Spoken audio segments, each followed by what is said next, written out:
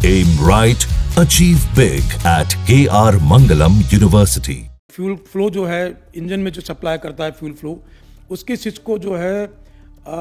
Intentionally unintentionally उसको operate किया गया है। ये प्राथमिक रिपोर्ट के अंदर बताया गया है। ऐसा कोई भी पायलट, कोई भी प्रोफेशनल पायलट ऐसी गलती कभी नहीं करेगा। रैट का डिप्लॉय हो जाना या पायलट के द्वारा डिप्लॉय किया जाना, अंडर कैरिज का पहियों का खुला रहना, ये सब इस बात की बताता है कि पायलट को कुछ ना कुछ कॉकपिट में ऐसा नज़र आ रहा था जो कि आगे जांच में मेरे को लगता है कि खुलासा हो सकता है उसका। सिर्फ मेडे कॉल के जिक्र किया गया है। उसके बाद में पायलट ने क्या बोला वो अभी तक नहीं आया है। पायलट ने अपनी पूरी सूझबूझ से जो भी कर सकते थे उस वक्त, जो भी उनके पास में उपलब्ध था, उसके लिए उन्होंने पूरी कोशिश की होगी बचाने की। 12 जून को अहमदाबाद में एयर इंडिया का बोइंग 787 क्रैश हो गया। उसके बाद जो कुछ इन्वेस्टिगेशन होना था उसकी रिपोर्ट अब सामने आई है। इस रिपोर्ट में क्या कुछ कहा गया है उसको जानने और समझने की कोशिश हम करने वाले हैं। हमारे साथ कैप्टन केसर सिंह हैं। सर, प्लेन क्रैश की रिपोर्ट आ चुकी है, 15 पन्नों की पूरी रिपोर्ट है। एयरक्राफ्ट जिस तरह से क्रैश कर गया, इन्वेस्टिगेशन ब्यूरो ने अपनी पूरी रिपोर्ट साझा की है। अब उसको आप किस तरीके से देखते हैं? उसमें कई चीज़ों का जिक्र किया गया है, खासकर थर्स्ट के बारे में बात है, फ्यूल जो सप्लाई था, जो लीवर थे वो काम करने बंद कर गए, ऐसे कई चीज़ों का जिक्र है उसमें। आपने पूरी रिपोर्ट देखी है, क्या लगता है आपको? जी, मैंने इस रिपोर्ट को अध्ययन किया है मैंने, और मेरा मानना है कि पहले तो वो खुद ही भी बोल रहे हैं कि ये प्राथमिक रिपोर्ट है। एक पूरी जांच होना अभी भी बाकी है, जिसमें मुझे लगता है कि अभी कुछ हफ्तों का समय और लगने की उम्मीद है। और लेकिन जो ये प्राथमिक रिपोर्ट है, इससे अगर सीधे तौर पर कहूँ तो मैं बिल्कुल संतुष्ट नहीं हूँ, क्योंकि जैसा कि इसमें भी वही हुआ है कि जैसे कि हर एयर क्रैश के बाद में ज़्यादातर रहता है कि पायलट्स के ऊपर ब्लेम करा जाता है, उसकी कोशिश रहती है। तो इसमें भी जो ऐसा लगा है कि कुछ सीधे तौर पे कुछ नहीं कहा गया, लेकिन ये कहा गया कि जो फ्यूल जो कट ऑफ वॉल जो था, या जो फ्यूल जिससे फ्यूल को हम लोग फ्यूल फ्लो जो है इंजन में जो सप्लाई करता है फ्यूल फ्लो, उसके स्विच को जो है इंटेंशनली अनइंटेंशनली उसको ऑपरेट किया गया है। ये प्राथमिक रिपोर्ट के अंदर बताया गया है। और लेकिन ये मैं आपको बताना चाहूँगा कि ये स्विचेस जो होते हैं वो एक तो गार्डेड होते हैं या फिर स्प्रिंग लोडेड होते हैं, वो जिनको कि आप किसी भी सामान्य स्थिति के अंदर कोई भी पायलट उसको ऑपरेट नहीं कर सकता है। और उसको ऑपरेट करने के लिए उससे या तो गार्डेड हैं या स्प्रिंग लोडेड हैं, तो उसको अलग से एक्स्ट्रा एफर्ट्स करने होते हैं। तो इस केस में जैसे कि बताया गया कि वो, तो पहली बात तो ये है कि पायलट ऐसा क्यों करेगा, और मेरी समझ से तो बिल्कुल परे की बात है ये कि ऐसा कोई भी पायलट, कोई भी प्रोफेशनल पायलट ऐसी गलती कभी नहीं करेगा, ये मेरा मानना है। दूसरी तरफ ये बात है कि यस, होता है ऐसा कि जब आप जो हमारे एविएशन में V1 स्पीड्स होती हैं, कि जब हमें पता है कि जहाज ग्राउंड पे ही उस स्पीड जहाँ डीजल स्पीड कहलाती है V1, उससे पहले अगर कोई इमरजेंसी आती है, इंजन फेलियर हो जाता है, इंजन में आग लग जाती है या अन्य कोई इमरजेंसी आती है, तो पायलट उसको रनवे पे ही रोकने की कोशिश करता है। और जब उसे लगता है कि रनवे सफिशिएंट, उसमें रनवे लेंथ अवेलेबल नहीं है और वो रोकते रोकते भी हो सकता है कि वो रनवे से बाहर निकल जाए, उस केस के अंदर जहाज के चेकलिस्ट में स्पष्ट तौर पे इस चीज़ का जिक्र है कि आपको उस केस में आपको इंजन भी बंद करने हैं आपको, और ये जो फ्यूल शट ऑफ वॉल होता है, जो फ्यूल की सप्लाई है वो भी इंजन को बंद करनी है, जिससे कि वो फ्यूल सप्लाई इंजन में बाधित हो सके और इंजन जो है जो डैमेज होगा या इंजन में जो आग लगेगी उसको रोका जा सके। बेसिकली ये बात है। तो एक तो ये मुझे बड़ा आश्चर्य हुआ है, और दूसरा ये है कि जो पायलट का जो कम्युनिकेशन जो है, जो कॉकपिट वॉइस रिकॉर्डर में जो भी बातें कही है, तो अभी हालांकि ये बात सही है कि प्राथमिक रिपोर्ट है, लेकिन प्राथमिक रिपोर्ट में भी स्पष्ट तौर पे ये नहीं बताया जा रहा है कि कौन पायलट इन कमांड, वो सुमित सब्रवाल बोल रहे हैं अपने को पायलट को, या को पायलट उनको बोल रहा है। लेकिन ये एक मान सकते हैं हम लोग कि लेकिन जो जांच एजेंसी हैं वो इसका खुलासा नहीं कर रही हैं अभी वो। तो वो एक मुझे मेरी समझ से बाहर है, लेकिन क्योंकि नॉर्मली केस के अंदर जो पायलट इन कमांड होता है, जो कैप्टन होता है, उसकी जिम्मेदारी होती है, वही पूछ सकता है को पायलट से। तो यहाँ पर जो रिपोर्ट है उसमें उन जांच अधिकारियों ने या उसमें इससे बात का खुलासा नहीं किया है कि कौन से पायलट ने किससे कहा है। तो उन्होंने कहा कि साहब किसी ने कहा कि ये जब उसने देखा कि स्विच ऑफ जो फ्यूल कट ऑफ पोजीशन में है, तो आपस में बात जो है उसका जो उन्होंने थोड़ा सा जिक्र किया। क्या तुमने बंद किया? हाँ, उन्होंने कहा कि क्या तुमने बंद किया। तो एक तो ये स्पष्ट नहीं है, लेकिन ये अंडरस्टूड है कि वो कमांडर ने ही को पायलट से पूछा होगा, जो पायलट मॉनिटरिंग है। लेकिन ऐसा होना संभव नहीं है, क्योंकि जवाब था कि नहीं, उसका जवाब था नहीं, क्योंकि ये पॉसिबल ही नहीं है। ये पॉसिबल इसलिए नहीं है। और अगर आप जहाज की देखेंगे कंडीशन, तो जहाज के टेक ऑफ होने के बाद में जैसे ही टेक ऑफ होता है जहाज, उसमें रैट जो है वो डिप्लॉय हो जाता है। जो रैम या टरबाइन है वो डिप्लॉय हो जाता है।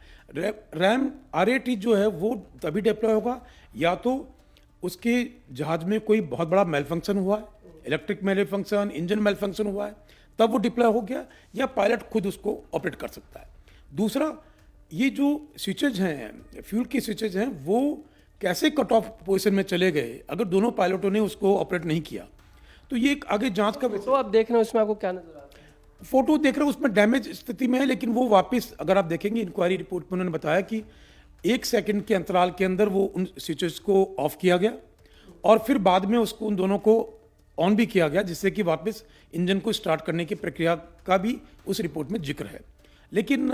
मेरा ऐसा मानना है कि पायलट ऐसी गलती कभी नहीं करेगा, और क्योंकि रैट जो है, रैट डिप्लॉय हो गया था जस्ट आफ्टर टेक ऑफ, तो इसका मतलब ये है कि कोई ना कोई मैलफंक्शन था, जो कि जिसकी वजह से अगर आप देखेंगे कि अंडर कैरेज जो पहिए थे जहाज के वो भी खुले हुए थे। तो ये तो पायलट ने इसमें स्पष्ट तौर पर है कि पायलट ने उन पहियों को खुला रखा, क्योंकि उनको उम्मीद थी कि ये जहाज अब ज़्यादा हवा में नहीं रह पाएगा। तो रैट का डिप्लॉय हो जाना या पायलट के द्वारा डिप्लॉय किया जाना, अंडर कैरेज का पहियों का खुला रहना, ये सब इस बात की बताता है कि पायलट को कुछ ना कुछ कॉकपिट में ऐसा नज़र आ रहा था, जो कि आगे जांच में मेरे को लगता है कि खुलासा हो सकता है उसका, कि या तो कोई ना कोई ऐसा मेल फंक्शन हो गया है, फ्यूल सप्लाई बाधित हुई है, या इंजन बंद हुआ है। ये जांच का विषय जो आगे आने वाले वक्त में पता लग पाएगा। फ्लाइट की जो उड़ान रही है वो महज 32 सेकंड की रही है, जिसका जिक्र भी आप कर रहे हैं कि जो जैसे ही रनवे पे दौड़ना शुरू करता है, V1 क्रॉस करता है, रैट ओपन हो गया है। इसका मतलब तभी से माल फंक्शनिंग शुरू हो गई थी? जी, बिल्कुल माना जा सकता है ये कि रैट जो है वो ऑटोमेटिकली डिप्लॉय हो गया हो, और जिससे कि तो कॉकपिट के अंदर पायलट्स को जस्ट टेक ऑफ के बाद में, V1 के बाद में, उनको ऐसे इंडिकेशंस दिख रहे हों जो कि ठीक नहीं हो, जो कोई इमरजेंसी या किसी बड़े मेल फंक्शन की ओर इशारा करते हैं। रैट का डिप्लॉय हो जाना और पायलटों के द्वारा ये डिसीजन लेना कि हमें अंडर कैरेज को वापस अंदर नहीं लेना है, तो ये भी एक बात है। और दूसरा, फ्यूल का जो ये स्विचेज हैं, ये मैं आपको स्पष्ट तौर पर बताना चाहता हूँ कि फ्यूल, कोई भी पायलट फ्यूल शट ऑफ नहीं करेगा, फ्यूल स्विचेस को वो नहीं करेगा। एक्सीडेंटली तो होने का सवाल ही उठता। मैंने जैसे कि बताया आपको कि वो गार्डेड होते हैं स्विचेस, तो एक्सीडेंटली होने का जल्दबाजी में भी वो 32 सेकंड में नहीं कर सकता। वो 32 सेकंड में नहीं कर सकता साहब। और वो दूसरी बात ये है कि अब वो एक जांच का विषय है कि वो बोइंग कंपनी ने क्या ऐसा कोई सिस्टम कर रखा है, जैसे कि रैट डिप्लॉय हो जाता है वैसे ही वो भी स्विच हो जाए, जिसकी की संभावना ना के बराबर है। कि जैसे रैट डिप्लॉय हुआ वैसे ही बोइंग ने ऐसा सॉफ्टवेयर डाला कि जिससे कि फ्यूल भी शट ऑफ हो जाए, लेकिन इसकी संभावना से मैं बिल्कुल इनकार करता हूँ। लेकिन जब ये सारे घटनाक्रम हो रहा होगा तो ये समझने की कोशिश है कि वो स्विचेस तो हमें जो जिस स्थिति में दिख रहे हैं, उन्होंने अगर उनके साथ छेड़छाड़ नहीं किया, उसे बंद करने की कोशिश नहीं की गई है, लेकिन जो पूछा जा रहा है कि क्या इंजन तुमने बंद किया या तुमने फ्यूल सप्लाई बंद किया, ये जो इस और इशारा है पूरे, ये एक बड़ी अजीब सी बात है, क्योंकि इस 32 सेकंड के अंदर पायलट आपस में कम्युनिकेट कर रहे हैं कि क्या, क्योंकि पायलट की नज़र पड़ी है वहाँ पर, तो वो देख रहा है कि फ्यूल का स्विचेज जो है, ये जो जांच एजेंसी ये बताने की कोशिश कर रही है कि किसी पायलट ने, दोनों में से किसी पायलट ने ये ऑब्जर्व किया है कि फ्यूल स्विच जो है वो कट ऑफ पोजीशन में है, वो रन पोजीशन में नहीं है। तो और उसके बाद में उसको उन्होंने एनालाइज किया है, जो प्रिलिमिनरी रिपोर्ट में दिया है कि उसको उन्होंने फिर ऑन भी किया है। ऑन करके रिलाइट प्रोसीजर है, मतलब इंजन को वापस स्टार्ट करने की कोशिश की गई है, लेकिन समय कम था, हाइट बहुत कम थी। और जैसे कि नॉर्मली ये चीज़ें जो होती है, अगर आप देखेंगे कि जो ड्रीम लाइनर को जो उड़ा रहे हैं, जिनके पास अच्छा एक्सपीरियंस है, हमें ही पता है ये कि वो ये सब चीज़ें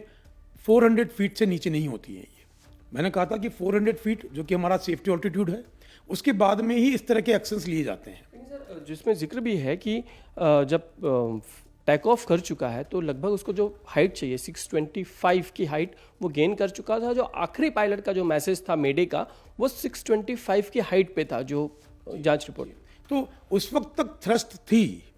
यहाँ पर ये हो रहा है कि उस वक्त तक 3 सेकंड के अंदर RAT डिप्लॉय हो गया था, विद इन टेक ऑफ के 3 सेकंड के अंदर।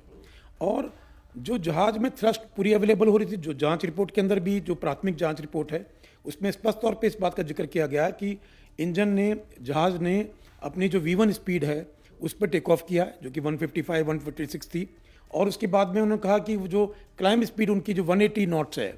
वो भी उसने अचीव किया है। That means engine thrust power तब तक दे रहे थे, लेकिन बाद में ऐसा कुछ हुआ है, मेल फंक्शन। हाँ, ये कि मेल फंक्शन जो है वो पायलट को जस्ट टेक ऑफ के बाद में कॉकपिट में नजर आ गया। ये बात से मैं मानता हूँ कि ये होगा, क्योंकि अगर ऐसा नहीं होता तो वो जहाज के पहियों को खुला नहीं रहने देते, खुली पोजीशन में रहने देते नहीं। जो उन्होंने खुली पोजीशन में रहने दिया है, उसका स्पष्ट तौर पे मतलब है कि उनको कोई मेल फंक्शन दिख गया था। टेक ऑफ के वक्त ही उन्हें समझ में आ गया कि हम इसे अंदर नहीं ले, समझ में आ गया था कि अब हम नहीं करते, इसीलिए उन्होंने जानबूझ करके लैंडिंग गियर को, अंडर कैरेज को डाउन पोजीशन में, एक्सटेंडेड पोजीशन में रहने दिया। ये मेरा मानना है। इसके अलावा थर्स्ट की बात हो रही है, जितना थर्स्ट चाहिए था वो मिल नहीं रहा था, वो पता चलता है उससे, क्योंकि एक इंजन जो है जो दूसरा इंजन था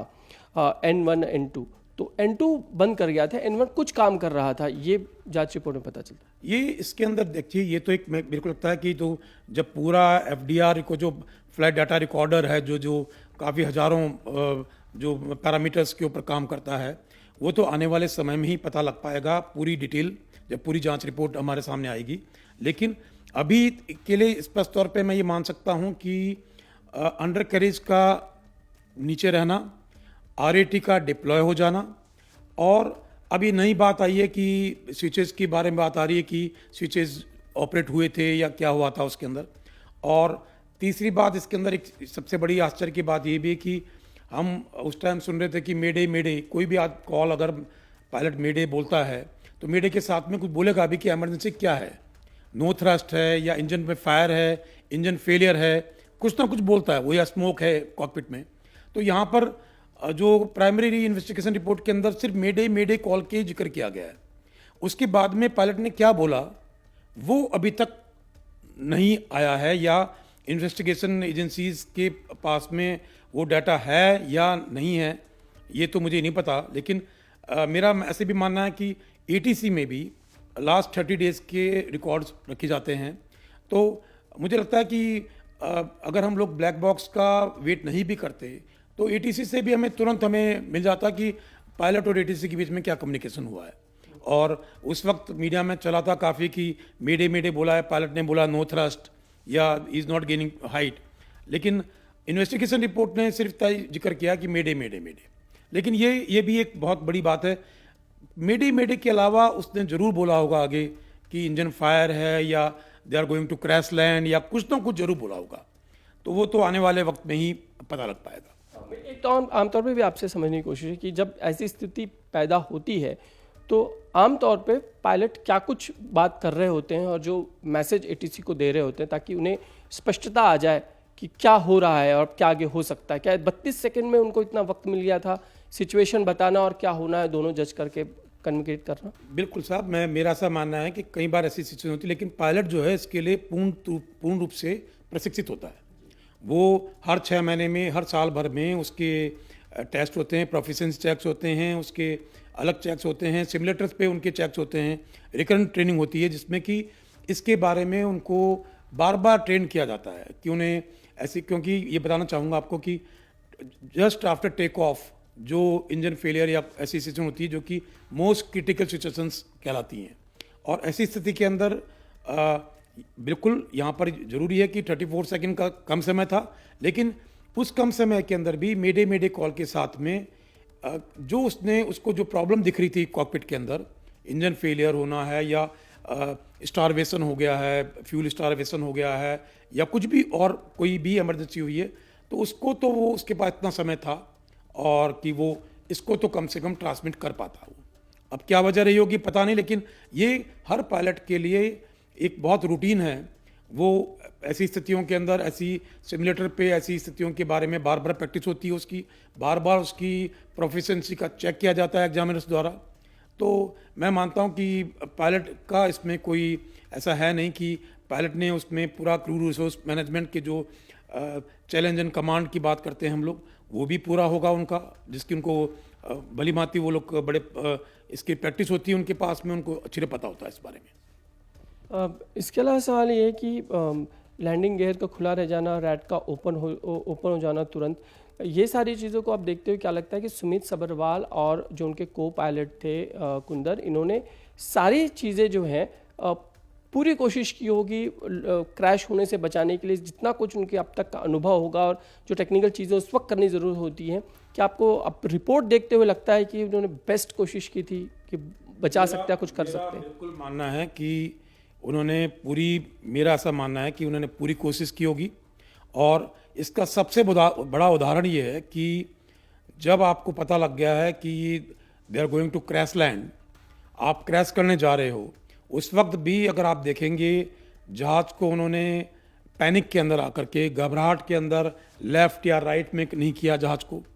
कहीं उन्होंने कोई और एक्शन नहीं लिया उन्होंने कि उसको वापस रनवे पे ही वापस लाने की कोशिश कर रहे हों, या आप देखेंगे कि उन्होंने जहाज को जो स्ट्रेट जा रहा था सीधे सीधे जाने दिया उसको जहाज को, और वही बिल्कुल वो चाहते तो नोज को डाउन कर सकते थे, बिल्कुल नोज को डाउन करके मतलब पैनिक के अंदर कुछ भी किया जाता, लेकिन उन्होंने, मुझे लगता है कि दोनों पायलट्स ने बहुत ही समझदारी से और इसका सबसे बड़ा उदाहरण है कि जहाज बिल्कुल स्ट्रेट गया, सीधा गया, किसी भी हैपजार्ड वे में उन्होंने लेफ्ट या राइट टर्न नहीं किया, उन्होंने जहाज को वापस घुमाने की कोशिश नहीं की उन्होंने, तो हो सकता था कि उससे बहुत बड़ा डिजास्टर होता। तो इसका ये मतलब है कि उनकी मेंटल स्टेज उस वक्त बहुत, वो लोग उन्होंने काफ़ी संयम रखा और उनकी कोशिश थी कि वो सबको बचा सके। अगर वहाँ पर रिहायशी इलाका नहीं होता, अगर वहाँ पर आपके पास ये लॉन्ग डिस्टेंस फ्लाइट नहीं होती, इतना फ्यूल नहीं होता, तो मुझे लगता है कि जान माल की इतनी हानि नहीं होती। क्योंकि रिपोर्ट में ये भी कहा है कि जितना फ्यूल या जितना वो लगेज लेके गए थे वो पैरामीटर से कम ही था, तो वैसे भी कोई उसमें दिक्कत नहीं। बिल्कुल बिल्कुल सही बात है कि जो maximum certified take off weight था उससे काफ़ी कम जो वेट था जहाज का था, तो इसमें तो कोई दोहराया नहीं है। लेकिन मुझे लगता है कि वेट का कोई कंसिडरेशन इसमें नहीं मानूंगा मैं, लेकिन मुझे ऐसा लगता है कि आने वाले ये जब जांच रिपोर्ट, जब पूरी रिपोर्ट आएगी, तभी हमें पता लग पाएगा कि इसके एग्जैक्टली क्या कारण थे। लेकिन ये मैं मानूंगा कि पायलट ने अपनी पूरी सूझबूझ से जो भी कर सकते थे उस वक्त, जो भी उनके पास में उपलब्ध था, उसके लिए उन्होंने पूरी कोशिश की होगी बचाने की। और मैं तो यही कहूँगा। और जहाँ तक ये सवाल है कि पायलट ने गलती से इनको ऑपरेट कर दिया, इस बात को तो मैं मानने को तैयार नहीं हूँ, और न कोई और जो पायलट है वो इस बात को मानेगा। तो जो कम्युनिकेशन उन दोनों के बीच में हुआ है वो क्या दर्शाता है आपको? क्या बातचीत हुई होगी, क्या संभावित बातचीत होगी? वो संभावित बातचीत ये कि अगर इन्वेस्टिगेशन रिपोर्ट में ये बात सामने आई है कि दोनों में से एक पायलट अगर ये बोल रहा है कि ये आपने किया, तो निश्चित तौर पे तो मेरा मानना ये है कि को पायलट जो है, जो पायलट मॉनिटरिंग है, वो अपने कमांडर को ये क्वेश्चन नहीं करेगा कभी भी, क्योंकि दोनों के एक्सपीरियंस के अंदर, दोनों की जो कमांड है उसके अंदर बहुत बड़ा डिफरेंस होता है। तो मेरा ऐसा मानना है कि इस तरह का जो बात होगी वो कमांड के द्वारा, कैप्टन के द्वारा ही, सबरवाल के द्वारा ही की गई होगी, नंबर 1। नंबर 2, और ये बात जब आई है तो ये इस बात के ऊपर इंगित करता है कि फ्यूल जो है, जो फ्यूल लाइन का जो वॉल था, कट ऑफ वॉल, वो कट ऑफ वॉल की स्थिति में था। और अब जब दूसरा पायलट बोल रहा है कि मैंने तो ये नहीं किया है, तो दैट मीन्स तो फिर किसने किया है ये? तो ये एक आगे आने वाली जांच का विषय है कि क्या बोइंग ने, जैसे कि मैंने पहले भी कहा कि बोइंग ने क्या पहले ऐसा कोई सिस्टम है कि जैसे कि ऑटोमेटिकली किसी मेल फंक्शन होने की वजह से, फ्यूल स्टारवेशन की वजह से, इंजन की पावर डेवलप नहीं करने की वजह से जैसे कि रैट डिप्लॉय हो गया ऑटोमेटिकली, वैसे ही क्या पता आपकी फ्यूल स्विचेज भी डाउन चले जाएं। तो ये तो इसके बारे में तो मैं अभी कुछ नहीं बोल पाऊंगा क्योंकि वो एक तकनीकी विषय है। तो लेकिन नॉर्मली जहाँ तक मेरा अभी तक का अनुभव है, नॉर्मली ये जो फ्यूल सेट ऑफ वॉल्व की स्विचेज होते हैं वो ऑटोमेटिकली ऑपरेट नहीं होते हैं अनलेस अनटिल कोई पायलट उसको ऑपरेट करे। तो ऐसे में अगर हम बात करें कि दोनों पायलट ने जब टेक ऑफ करने से पहले जो सारे पैरामीटर्स चेक किए जाते हैं और बिल्कुल आखिर में आप साइन करते हैं और उसके बाद कहते हैं कि ready to fly, fit to fly, जो एक आखिर में आप साइन होता है, वो करने से पहले सारे पैरामीटर्स तो सुमित सभरवाल और क्लाइव कुंदर ने देख ही लिए होंगे। तो उस वक्त वो ऑन पोजीशन में ही होंगे क्योंकि अगर फ्लाई करना है तो फ्यूल सप्लाई पूरा होना चाहिए, यानी स्विच ऑन होंगे वो। तो फिर ऐसे में डाउन हो जाना, फिर आप किस और चीज़ की ओर इशारा बार बार आप जो कह रहे हैं कि शायद बोइंग में ये सिस्टम हो? हाँ, हो सकता है क्योंकि देखिए, अगर ये तो हर पायलट का एक रूटीन है कि चेकलिस्ट होती है, before engine start, after engine start, before taxi, before take off, सारे चेकलिस्ट होती है जिसको वो करते हैं और एक इंजीनियर के द्वारा जहाज़ को रिलीज़ किया जाता है और उसके बाद में पायलट उस जहाज़ को एक्सेप्ट करता है जब पैरामीटर सब लिमिट्स में होते हैं उसके बाद में। तो अगर वो जहाज़ के स्टार्ट करने के बाद में पार्किंग बे पे अगर ऐसी कोई चीज़ देखने को मिलती तो वो जहाज़, वो लोग वहाँ से निकलते ही नहीं, टेक ऑफ के लिए जाते ही नहीं वो। और यहाँ पर जहाँ तक सवाल है टेक ऑफ का सवाल है, टेक ऑफ जो कुछ भी हुआ है मुझे ऐसा लगता है कि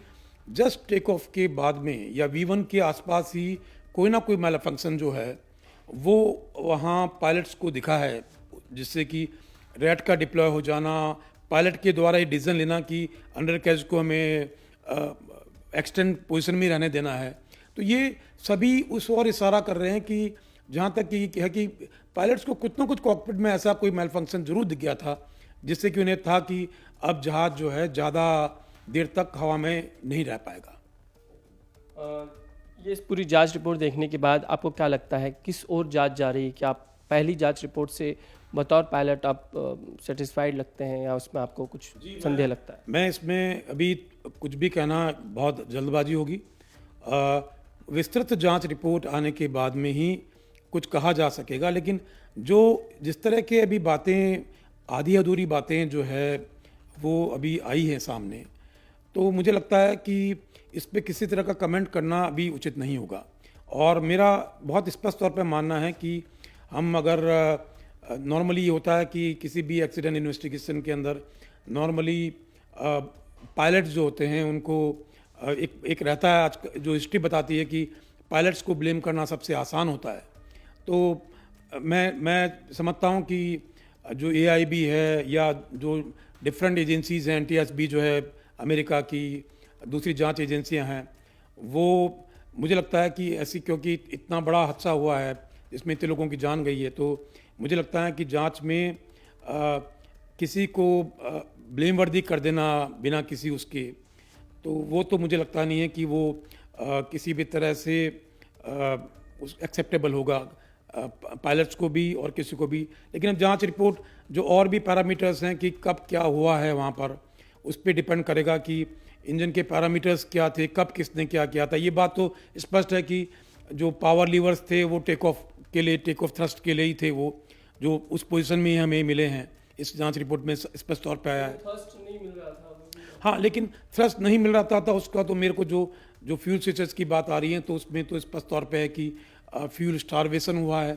फ्यूल इंजन को नहीं मिल पाया है और इसकी वजह से इंजन बंद हो गए या बंद होने की कागार पे थे। धन्यवाद सर हमसे बातचीत करने के लिए। कैमरामैन विजेंद्र के साथ समीर भीसे, इंडिया टीवी, मुंबई।